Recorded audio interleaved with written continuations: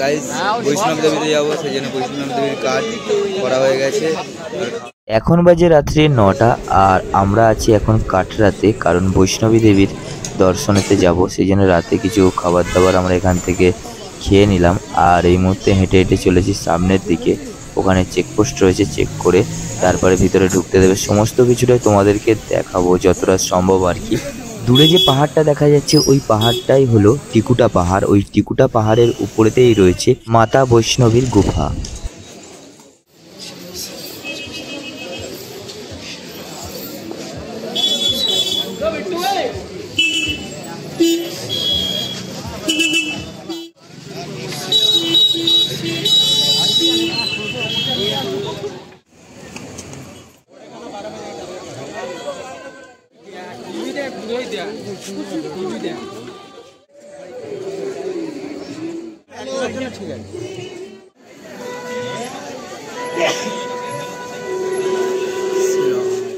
Guys এখন বৈষ্ণব দেবী মন্দিরেতে যাব পাহাড়ের উপরেতে।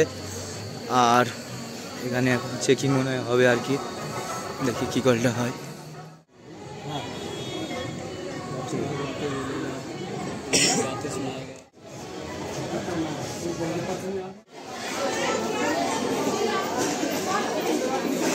আমাদের চেকিং কমপ্লিট আর এখন ধীরে ধীরে সামনের দিকে এগিয়ে যাচ্ছি, হাঁটা পথ শুরু। অনেকে ঘোড়াতে যাচ্ছে, অনেকে পালকিতে যাচ্ছে, কিন্তু মাতার দর্শনে যাব আমরা পায়ে হেঁটেই। টোটালটাই তোমাদেরকে দেখানোর চেষ্টা করব, তবে দেখতে থাকুন এবং সঙ্গে থাকুন।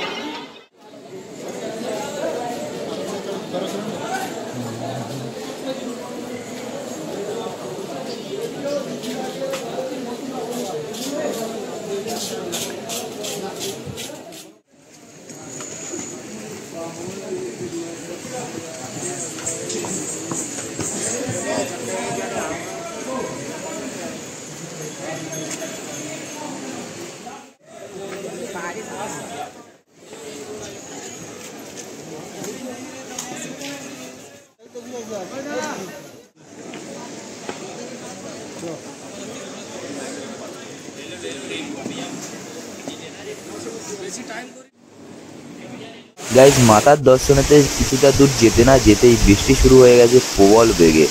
অত্যাধিক পরিমাণে বৃষ্টি হচ্ছে, এখানে বৃষ্টি থামতেই চাইছে না। আর আমরা রেনকোট আনতে ভুলে গেছি, কারণ রেনকোটটা জম্বুতে ব্যাগেতেই পড়ে রয়েছে। আর ঠান্ডা লাগার কারণে জামাটা খুলে দিয়েছি। এখন ধীরে ধীরে বৃষ্টি কমলে বেয়ে উঠবো, নাহলে বৃষ্টিতে ভিজে ভিজেই মাতা রানীর ধামযাত্রা করবো। টোটালটাই তোমাদেরকে দেখাতে চলেছি আমি।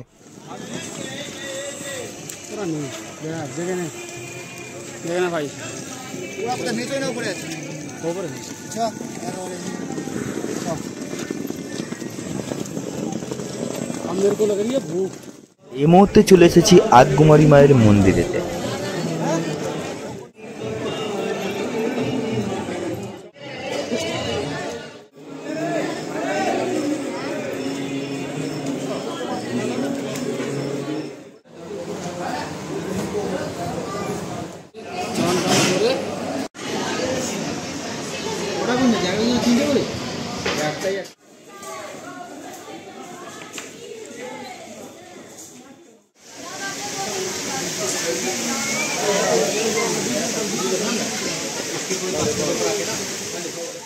এখন ঘড়িতে টাইম রাত্রি 2:30টার মতন। এখনো আমরা বৈষ্ণব দেবী যাত্রা করছি, কারণ ঝোপে ঝোপে বৃষ্টি আসছে, বসতে হচ্ছে। আমরা রেনকোট আনিনি, আগেই তোমাদেরকে বলে দিয়েছি। আর যত উপরেতে উঠছি ততই বেশি ঠান্ডা লাগছে, আর কুয়াশাতে কিছু দেখা যাচ্ছে না।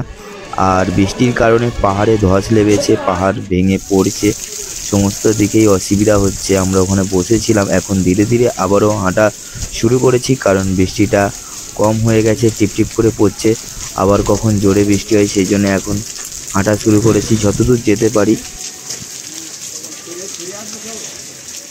এই মুহূর্তে আমি রয়েছি বৈষ্ণবী মাতার মন্দিরের খুব কাছাকাছি। দূরেতে দেখতেই পাচ্ছ মায়ের মন্দির, আর মন্দিরেতে যাব তো ঠিকই, তার আগেতে স্নান করতে হবে, কারণ নিজেকে শুদ্ধ করতে হবে। তারপরে মায়ের তরে প্রসাদ নেব, তারপরে মায়ের মন্দিরেতে প্রবেশ করব মাকে দর্শন করার জন্য। আর ভিতরে সম্পূর্ণটা তোমাদেরকে দেখানো যাবে না, তার কারণ মন্দিরেতে নিয়ম রয়েছে। মন্দিরেতে স্মার্টফোন, স্মার্ট ঘড়ি, চামড়ার বেল, অনেক জাতীয় জিনিস দ্রব্য নিয়ে যাওয়া নিষিদ্ধ। তাই মন্দির থেকে ভালো করে মাকে দর্শন করে আসব, তারপরে আবারও কন্টিনিউ ভিডিওটা তোমাদেরকে দেখাবো। আর মোবাইল ফোন, মানি ব্যাগ, চামড়ার বেল, জুতো এইসবগুলো এখানে লকার আছে, সেখানে ভালোভাবে গুছিয়ে রাখা যেতে পারে। ওখানে লকারেতে রেখে তারপরেই মায়ের দর্শন সবাই করতে যাচ্ছে, আমরাও তাই করব। সম্পূর্ণটা তোমাদেরকে দেখানোর চেষ্টা করব যতটা পারি আর কি। আশা করি তোমাদের ভালোই লাগবে। আমাদের ভালোভাবেই মায়ের দর্শন করা হয়ে গেছে। এখন আমরা ধীরে ধীরে নিচেতে নেমে যাব মন্দির ছেড়ে বাড়ির দিকে। মুহূর্তে রয়েছি জম্মুতে, আর আমরা আজই ফিরলাম বাড়িতে বৈষ্ণবী মাতার দর্শন সেরে। তাই বাড়িতে ফিরতেই যে পিসিটার বাড়িতে রয়েছি, এখানটায় নাকি নিয়ম রয়েছে মাতা বৈষ্ণব দেবীর দর্শনের পর, মাতা বৈষ্ণবী যেহেতু আদকুমারী, সেই জন্যে বাচ্চা শিশু কন্যা তাদেরকে ডেকে এনে পূজার প্রসাদ এবং মিষ্টি বিস্কুট এইসব বাচ্চাদেরকে খাওয়াতে হয় এবং তাদেরকে প্রণাম করতে হয়, তারপরেই মায়ের দর্শন সম্পূর্ণ হয়। তাই আমরাও এখানে কিছু বাচ্চারা এসেছে, তাদেরকে খাবার দাবার দেওয়া হয়েছে। এখানে রয়েছে বিস্কুট, রয়েছে ম্যাঙ্গো জুস আর মা বৈষ্ণবী দেবীর প্রসাদ। আর আমাদের ওই সাইডে এরকম কিছু নিয়ম নেই, সেই জন্যেই পিসি বৈষ্ণব দেবী মুভিটা আমাকে দেখতে বললো, আমি ওখানে দেখলাম। এর অতি প্রিয় ভক্ত পণ্ডিত শ্রীধর, তিনি মাতা বৈষ্ণবীকে দর্শনের পর তিনি এসে কুমারী মেয়েদের এবং কুমারী বাচ্চাদেরকে ভোজন করান। সেই প্রথা যুগ যুগ ধরে চলে আসছে এবং মায়ের দর্শনের পর প্রত্যেকেরই এরকমটা করতে হয়, মান্যতা রয়েছে। এটি করলেই তারপর মায়ের পূজা সম্পূর্ণ হয় বা মায়ের দর্শন করা কমপ্লিট হয়। পারলে বৈষ্ণব দেবী মুভিটা তোমরা একবার দেখতে পারো, অবশ্যই তোমাদের ভালো লাগবে। আর মাতা রানী সবাইকে ডাকবে, কার কখন সময় আসবে, কে কখন মায়ের কাছে যাবে, মায়ের দরবারেতে মাই ঠিক করেন। আর আজকের ভিডিও তোমাদের কেমন লাগলো অবশ্যই কমেন্ট করে জানাতে ভুলবেন না। আর নতুন হলে অবশ্যই স্যাট শুভঙ্কর ব্লগস লিখে সাবস্ক্রাইব করুন।